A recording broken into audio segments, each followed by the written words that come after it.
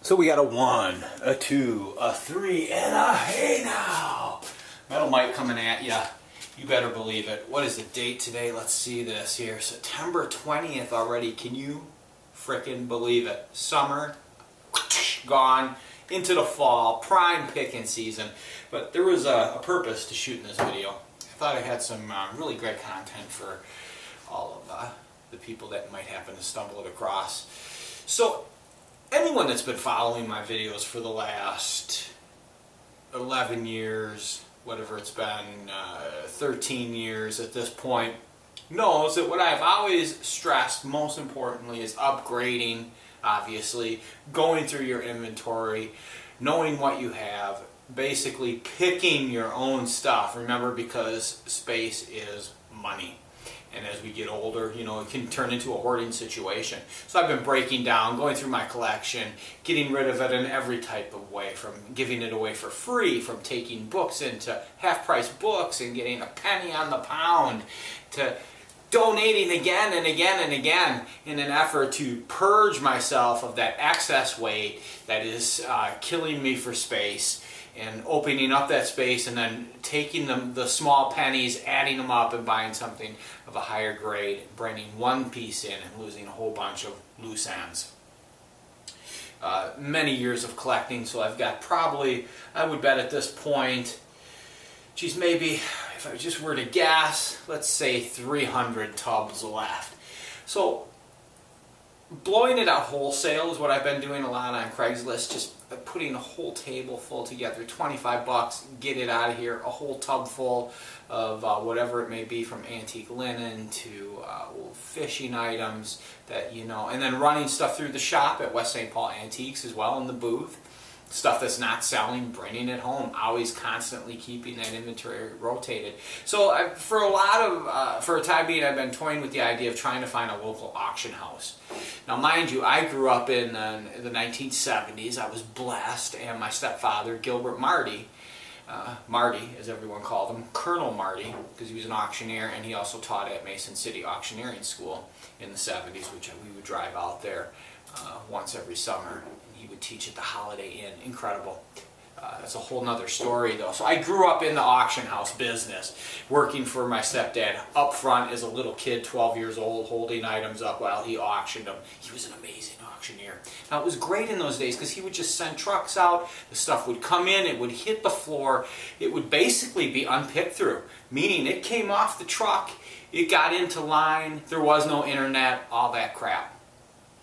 The last time that I sold anything at auction, easily was probably 20 years ago, 19 at the least, at a place in Roseville where you could just take a load in, you would hit the auction floor, they took their percentage, and you'd get a check in 2 weeks, whatever the case. So I've been toying with this idea, and more lately I've been thinking more and more to make some phone calls, to do a little research online, see what I could find.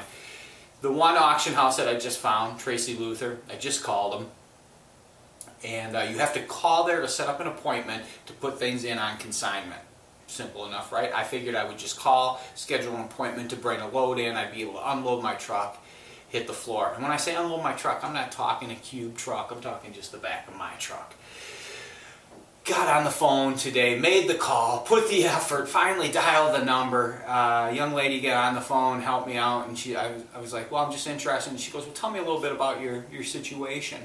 I kind of rounded it up, and she goes, well, so are you a collector, a picker, do you have a store? I go, well, I have a shop, yep. And I go, but I've got like 40 years worth of stuff, realistically only about probably 25, 30. You add that to 40 years. 40 years of stuff, and I'm just looking to shake loose a bunch of it, you know, and bring in some better stuff and open up some space, because obviously space is inventory. As soon as she heard me say that, it was almost like you could hear the air go out of the conversation. There was no interest, simply due to the fact that I was honest and said that I was a picker and that I had a booth. And then I also said, this is not dead inventory, this is all vintage stuff. I've got everything cleaned up in the tub. I've already kind of sorted out the rubbish. I've got lots of really cool, interesting stuff. Mind you, I did my research. I went online, I looked at their current auctions. They do have some fine auctions, but they also had a basic auction where they just had lots of whatever, no different than what I have, no worse, no better.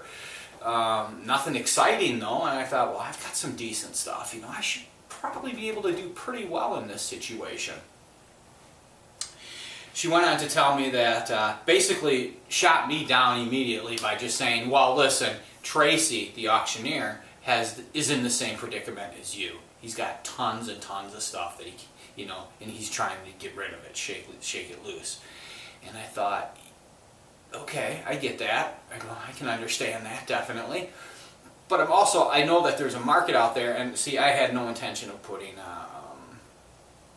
what is that called, a reserve on anything, just letting it go. And then if it didn't even sell at that, then I would take that stuff and just donate it. Just be a real quick process. Have this stuff hit the auction, little at a time, maybe just like I said, a pickup load. She went on to tell me that maybe he'll call me back in a couple of days and basically suck the air out of it for me as a seller with just, this isn't going to work. She wasn't interested. Unless I had said that I had fine antiques, rare military items, if I had said something super awesome, which you can't blame, who doesn't want that?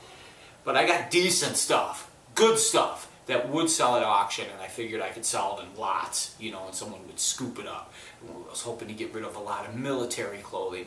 Really cool stuff. But at this point, I won't even take his call. And I'll tell you why. Because you've already shot me down realistically.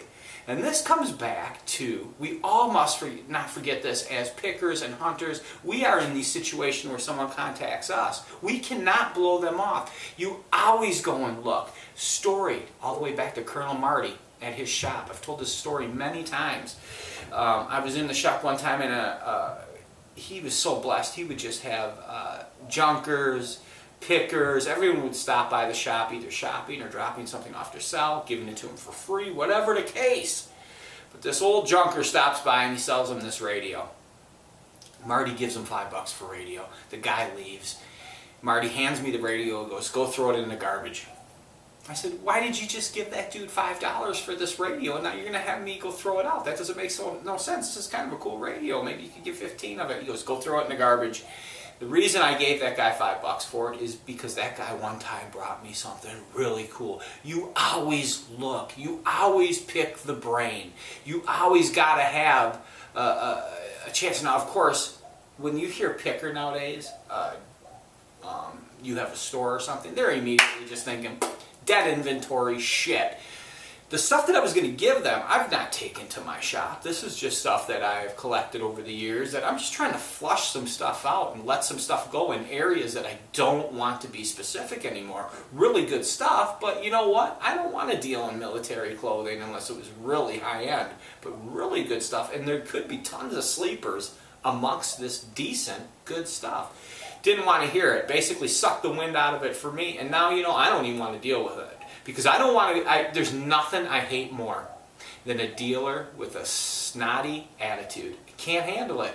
Not to say that that's what they had, but it was condescending in many ways. That's how I took it. I'm overly sensitive, mind you. And of course you'd say, Mike, he doesn't want your shit. Well, I don't have shit, I guarantee you that, because anything like that I'm donating or throwing in the garbage. Anyone that has watched my videos knows I'm constantly telling you to throw stuff out, donate stuff, try to sell it wholesale. Now wholesale I think is 10%, is just blowing shit out and letting the next guy make the money, but you move it loose and you don't have it weighing you down.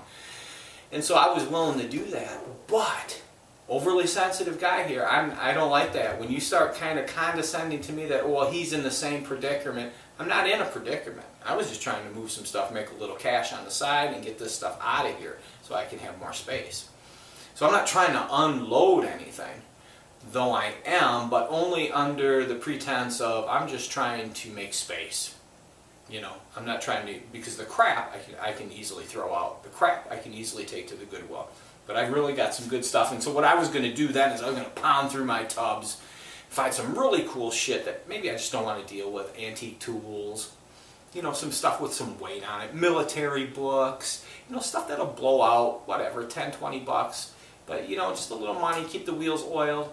And so it's sad though, because the whole thing, I guess I want to put the cherry on top of this is I just miss the old days. because when Marty had the auction house, you know, it was old school. There were these old school auction houses all over the place. There was one on the east side of St. Paul. We used to go there. Marty would take us on a Friday night, and the stuff just hit the floor all day long. The trucks were out, they were bringing it in, it was busy, and the turnover was quick, and they would sell in lots. Matter of fact, my dad purchased a very old comic book Donald Duck from my stepfather, Marty, years before in a large lot, because that's how I used to see. Nowadays, of course, this stuff goes in, it's fine-toothed. You know, they're looking for the primo stuff, and they're turning their nose up at the other stuff. Marty used to tell me they used to burn mid-century furniture after the auction out back in a bonfire. I can believe it. I mean, you do gotta move the stuff. Marty would do that constantly in the store too, though I must admit he would throw out pure shit, which is the thing you want to do anyway. But he would go on a purge. He'd walk through his shop and he would just fill the garbage can and take it right out to the trash, because just having those shelves bare, you can put better stuff in there. Get some new blood in there. And that's what I'm trying to do. And it's just, it sucks that there is no more of those old auction houses. And it was literally in those days, because Marty had a few auction houses in my time.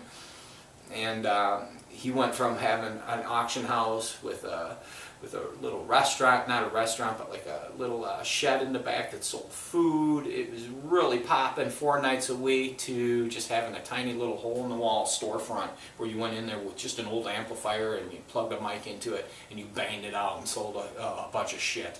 And I miss those days. Those were awesome. They were awesome to go to as well, because boy, could you find treasure.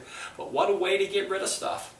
And that is lost. Now it's all basically sold on Craigslist, garage sale. Not a fan. Can't stand it. Have no patience. Don't want to sit there, though that's probably the best thing to do. If I were going to have a garage sale today, I would just take these tubs, pop the lids off of them, and run the sale for about 2 hours, from like 7 to 9. And then I'd pack it up and I'd be done, because I can't have all the stragglers come in. People aren't really looking. 70% of people that will come to your garage sale are not even pickers. They're just looking for a shirt. They're looking for a nice drill for the house. They're looking for something for home. All the pickers and dealers are there, boom, early and out of there. And they're hard to sell to. And Minnesota is tough. Wah! It's tough.